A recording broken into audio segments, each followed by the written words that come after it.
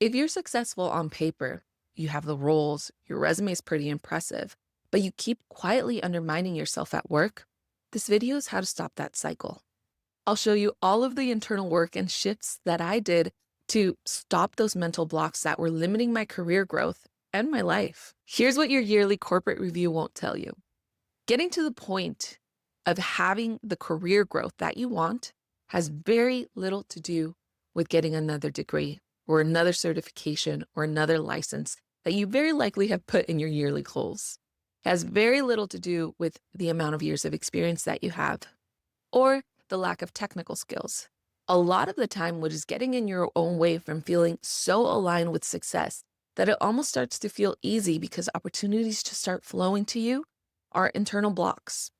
These internal blocks that have turned almost into behavioral patterns like habits that keep showing up in your career and holding you back. And the worst part is that no one is going to be honest enough with you about this. And you likely haven't even realized that you are your own biggest obstacle. I mean, you might feel a little insecure, maybe a little imposter syndrome, but it goes so much deeper than. I know this because I lived it. I had all of these survival mode patterns inside of me that in my own delusional mind, I was doing a great job at hiding it for my professional career. But I was wrong.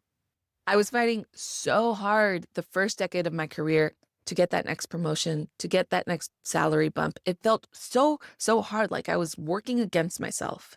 Once I figured out how to address those internal patterns within me, my life completely transformed.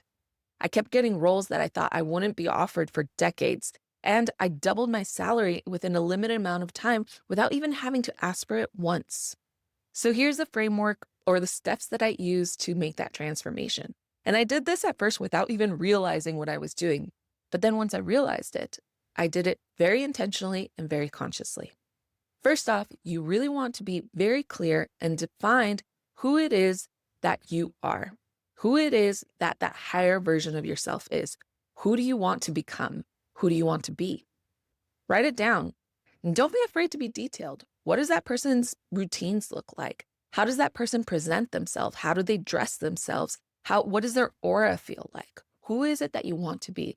It's not about not being true to yourself or not being genuine. It's about bringing out that person that's already within you authentically. And yeah, maybe at first it's going to feel a little fake, a little bit like you're embodying someone that's not truly you.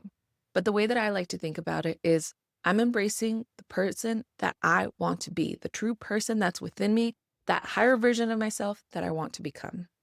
I just haven't given myself the permission to embrace that person within me. So it's not that I'm being inauthentic. It's that I was previously afraid. I lacked the courage to be that person I wanted to be. And don't be scared that you're going to be stuck with this personality. You can always change. You can always improve. You can always modify, right? Eventually, as you grow deeper into yourself, into the person you want to become, you get to know yourself even more and you get to improve upon that and you get to add to it or subtract from it. Next thing is you really want to be able to answer the question, what do I want? If someone asks you, what do you want? You want to be able to have an answer. Write it down. It'll change. It'll improve with time. Next thing, one thing I used to do a lot was self-victimize. I came from a disadvantaged background. I almost flunked out of college. All of these things that to me were the reason that I couldn't find the success, that I couldn't align with success, and that I was 20 steps behind everyone. So obviously it was going to be a lot harder for me to get those roles. I had to find the courage to stop doing that and give myself the permission to let go of that person. Because something that used to come out of my mouth a lot was, I'm broken. I grew up in an emotionally unstable home. All of these life experiences happened to me, and therefore I am broken. And that is why I walk through the world the way that I walk through the world. Because of this, I could never be the person who went after the career or the success that I wanted in my mind. Obviously, there was a lot of work I had to do on my self-worth, but the biggest part about this was giving myself the courage to let go of that version of me. Giving myself the permission to let go of that version of myself, to let go of Carla the victim. Oddly, one of the biggest things that I had to do with this was letting go of relationships and friendships where people expected me to continue to be that broken version of myself. Putting in some distance amongst those relationships where what they expected from me was not a composed Carla. It was not a Carla who talked with self-confidence. It was a Carla who loved to drink, a Carla who made lots of mistakes and went a little bit wild.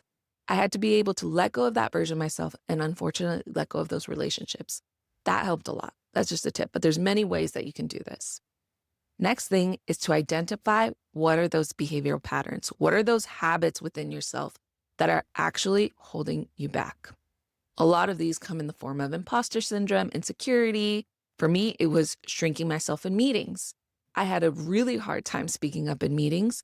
I had a really hard time raising my hands when I had questions. I would go to conferences or lectures or whatever it was, and I'd have questions, and that question would just stay in my mind because I was so terrified to take up space, to raise my hand. Another way that it showed up for me was overworking. I'd work those crazy amount of hours, 16, 20-hour days, not just because I had a lot of work, obviously, but because it was the only way that I could prove my value. To me, if I wasn't exhausted to the bone, it meant that I didn't deserve the space that I was in. Another way that self-sabotage showed up within me a lot was a lot of emotional dysregulation. I was always angry. If someone disagreed with me, I would immediately get angry. If someone had lots of comments for me, I saw red. If someone went around me to go have a conversation with, a person that I had a direct relationship with, I saw red. It was really hard for me to think of work as collaborating and, letting go of things that weren't meant for me. Because the things that were meant for me were going to come either way. So it's really about identifying what is it, being very, very radically self-aware, being very vulnerable with yourself, which you would think would be an easy thing to do, but it's not. It's hard to admit to yourself those emotional patterns or those behavioral patterns that you do that continue to keep you held back in your career. It's hard to be vulnerable with yourself because it feels like a character flaw. It feels like your identity is taking a hit. But if you can give yourself the courage to be vulnerable with yourself and identify those behavioral patterns, then you can do the next step, which is addressing them. The first part about addressing them is being able to identify the trigger. Because a lot of the time, these behavioral patterns happen impulsively, right? Your first reaction isn't to take a breath. Your first reaction is to get mad. So figuring out that trigger is really important. What is it that triggers you that if you were in that moment, there was nothing that would stop you from doing that same habit again? So for example, my trigger was getting critical feedback, right? Critical feedback in any form, in an email, just by having a discussion or through even red lines. And so I had to identify every single time that something triggered me. I knew it was going to trigger me, and I knew I was going to be emotionally dysregulated. I was going to be defensive. The next thing you have to do about taking action over these is figuring out what are you going to switch that habit with? Find a new habit or a new behavioral pattern to replace your defensiveness, or my defensiveness in that case. So for me, that looked like taking a breath, thinking first, staying quiet. It's okay. Don't be afraid of silence. And figuring out what your response is going to be. And every time that I nailed it, where I would take a breath and I would think through my response, and I would think, oh, actually, yes, they were right here, but maybe they were wrong here, right? Then I would get less angry, less emotionally dysregulated because I would understand what was going on, and I could then have a discussion with them.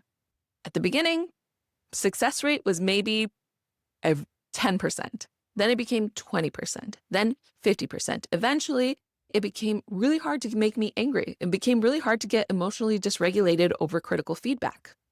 Because also I was working on my sense of self-worth alongside with changing these patterns, changing these habits, it really helped me become grounded and took years. I mean, this wasn't easy. It took a couple of years for me to get to a place of emotional regulation that, 90% of the time I got it right. There's still 10% where sometimes something snaps inside of me. The next step, as you heard me, is just practicing. Practice again and again and again and again. And not being so hard on yourself because you're not going to get it right every single time. If anything, at the beginning, you're going to get it wrong most of the time. So your next step is going to be to plan for failure. You're going to fail. So plan for it. Be okay with it. When something does happen where your new habit didn't take over and you still did that behavioral pattern that is holding you back, that is a little bit of a self-sabotage, go home, journal about it, talk about it with someone, write it down, think it through. Every single time that happens, where you failed, plan, and then try it again the next day. Don't be so hard on yourself. Keep trying until you get to a point where 20% of the time you're getting it right. All right, that's it. That's everything I wanted to say today. If you want to watch more videos on leadership, identity, career growth, please subscribe, and I'll see you on the next one. Bye, everyone.